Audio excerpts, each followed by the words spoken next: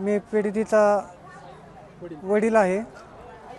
मी कामावरून घरी आला असता माझ्या भाऊजाई यांनी मला सांगितलं की पाठीमागे सीताफळीच्या बागेमध्ये आपल्या मुलीवर असं दुष्कर्म घडले आणि आपल्या समोरच्या माणसाने ते केले.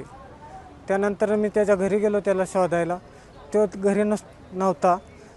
नंतर आम्ही माझ्या बायकोला बोलवून घेतलं, माझ्या भावाला बोलवून घेतलं, बहिणीला बोलवून घेतलं.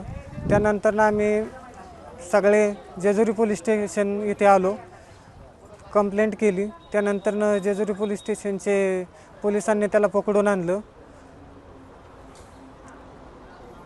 नराधमाला फाशी शिक्षा व्हावी आणि असं कुठल्याही मुलीबद्दल होऊ नये. माझी मुलगी मतिमंद आहे, तिला काहीही कळत नाही.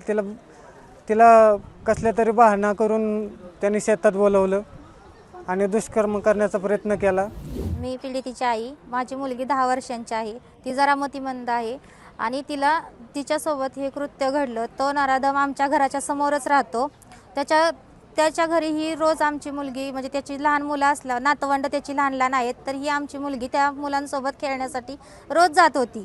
आणि नंतरनं ह्या नराधमाने तिला एक दिवशी असंच बोलावून घेतलं. कालच्या दरम्यान 12:30च्या दरम्यानची ही घटना घडलेली आहे.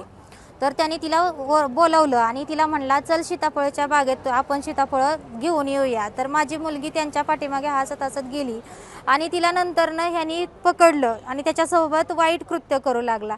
तर मला असंच वाटतं की आज दुसऱ्या मुलीसोबत झालं, माझ्या मुलीसोबत झालं, ते दुसऱ्या मुलींसोबत कधी होऊ नये म्हणूनसाठी मला असं वाटतं की ह्याला कायद्याने कडक शासन करावं आणि त्याला फाशीची शिक्षा द्यावी, एवढीच माझी अपेक्षा आहे. जेजुरी पोलीस स्टेशन हद्दीत काल दिनांक 11 ऑगस्ट रोजी दुपारी एका अल्पवयीन मुलीवर शेजारील राहणारे 60 वर्षीय इस्माने अत्याचार केल्याची घटना घडली.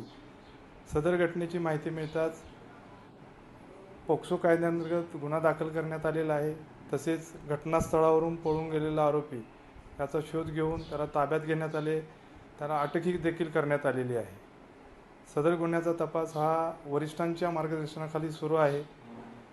गुन्ह्याचा दर्जेदार तपास करून आरोपीविरुद्ध भरपूर पुरावा गोळा करून लवकरच चार्जशीट दाखल करण्यात येणार आहे व आरोपीला कठोर शिक्षा होईल यासाठी आम्ही